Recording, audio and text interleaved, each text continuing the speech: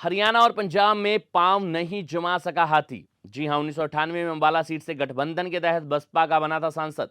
पंजाब में 2022 के विधानसभा चुनाव में 1.77 तो 2019 में हरियाणा विधानसभा चुनाव में मिले थे 4.14% वोट।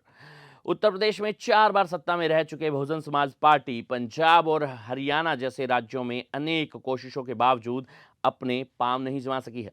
पंजाब में 2022 के विधानसभा चुनाव में पार्टी की महज 1.177% वोट मिले, तो इसी तरह से पिछले लोकसभा चुनाव में हरियाणा में पार्टी को 3.07, जबकि 2019 के हरियाणा विधानसभा चुनाव में 4.14% वोट मिले थे। अब एक बार फिर से ही दोनों राज्यों में पार्टी अकेले अपने दम पर चुनाव लड़ने का दावा कर रही है। इसके साथ ही बसपा के इनेलो के साथ गठबंधन को लेकर सियासी गलियारों में चर्चाओं का दौर जारी है। इससे पहले भी हरियाणा में एक बार इनेलो के साथ मिलकर चुनाव लड़ते हुए बसपा के अंबाला से प्रत्याशी अमन कुमार नागरा सांसद चुने गए थे। गौरतलब है कि उत्तर प्रदेश में 4 बार सरकार बनाने वाली बहुजन समाज पार्टी पड़ोसी राज्य हरियाणा की राजनीति में अभी तक पांव नहीं जमा सकी और हरियाणा सहित सभी पड़ोसी राज्यों में जहां कभी बसपा का अपना एक प्रभावी वोट बैंक था, वह वोट बैंक धीरे धीरे खिसकता जा रहा है। और आज स्थिति यह है कि बसपा के हाथी की चाल लगातार सुस्त होती नजर आ रही है। इन राज्यों के अलावा यदि उत्तराखंड की बात करें तो स्थिति वहां भी कमाबोश ऐसी ही है। कभी उत्तर प्रदेश का हिस्सा रहे उत्तराखंड में भी हाथी की चाल तेज होती थी, मगर अब भी वहां समय के साथ चाल बेहाल हो गई है।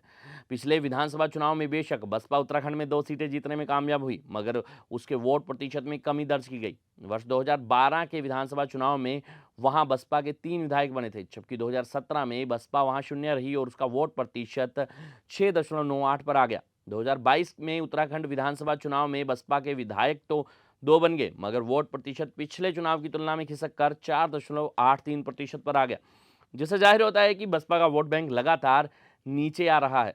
हरियाणा में 7 बार विधानसभा व 8 बार लोकसभा चुनाव में किस्मत आजमा चुकी है बसपा। जी हां, गौरतलब है कि बहुजन समाज पार्टी एक बड़ा राष्ट्रीय राजनीतिक दल रहा है और पंजाब के विधानसभा चुनाव में पिछली बार श्रोमणी अकाली दल के साथ मिलकर बसपा ने चुनाव लड़ा। हरियाणा में भी बसपा विभिन्न दलों के साथ गठबंधन करने के अलावा अकेले चुनावी मैदान में उतरती रही है। पिछले साल कुछ चुनावों से पार्टी का ग्राफ लगातार नीचे आ रहा है। अगर हरियाणा की बात करें, 2019 के विधानसभा चुनाव में बसपा ने 87 सीटों पर भाग्य जमाया तो पार्टी को महज 4.14% वोट मिले। 2019 के हरियाणा विधानसभा के चुनाव में बसपा का खाता भी नहीं खुला और 82 विधानसभा सीटों पर तो पार्टी उम्मीदवारों की जमानत तक जब्त हो गई।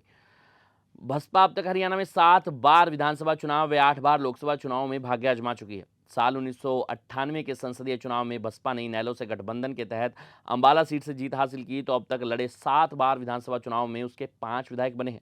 लोकसभा एवं विधानसभा दोनों ही जगह बसपा का मत प्रतिशत अप्रत्याशित रूप से नीचे आ रहा है।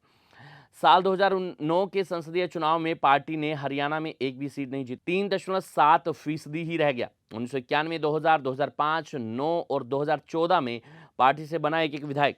खास बात यह है कि हरियाणा में क्षेत्रीय दलों एवं कांग्रेस के बीच ही सियासी लड़ाई है।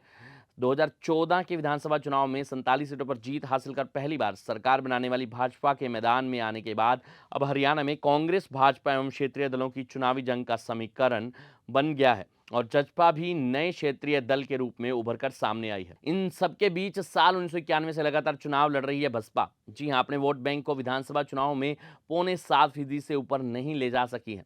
उसके हिस्से संसदीय चुनाव में साल 1998 में अंबाला सीट आई। उस समय अंबाला से बसपा के उम्मीदवार अमन कुमार नागरा ने 36.97% मत हासिल करते हुए जीत हासिल की। 1991, 2000, 2005, 9 और 2014 के विधानसभा चुनाव में बसपा को एक एक सीट पर जीत मिली थी। 2005 में बसपा के विधायक अकरम खान कांग्रेस सरकार में विधानसभा के डिप्टी स्पीकर है। कुल मिलाकर देखें तो हरियाणा में सोशल इंजीनियरिंग के फॉर्मूले की बसपा की रणनीति भी कामयाब नहीं रही। हरियाणा में करीब 19.3% दलित वोट है। चुनाव दर चुनाव में संगठन में बिखराव के चलते पार्टी का संगठन स्थिर नहीं रहा। साथ ही हरियाणा में बसपा की कोई प्रभावी एवं बड़ा चेहरा भी नहीं मिला। इसके अलावा बसपा के लिए वोट बैंक में बिखराव का एक कारण यह भी रहा कि पार्टी में स्थिरता का अभाव रहा। पार्टी ने लोकदल, हजका, इनेलो, लोकतंत्र सुरक्षा पार्टी व जजपा सहित कई दलों से हरियाणा में सियासी गठजोड़ किया और बाद में तोड़ भी दिया, जिसकी वजह रही कि पार्टी अपने दम पर मजबूत नहीं हो पाई। पिछले विधानसभा चुनाव के बाद गठबंधन को लेकर मतभेद पैदा होने पर बसपा की प्रदेश इकाई के अध्यक्ष प्रकाश भारती सहित कई बड़े पदाधिकारियों को पार्टी से निष्कासित कर दिया गया और यह सभी इनेलो के साथ चले गए। हमारी खास रिपोर्ट।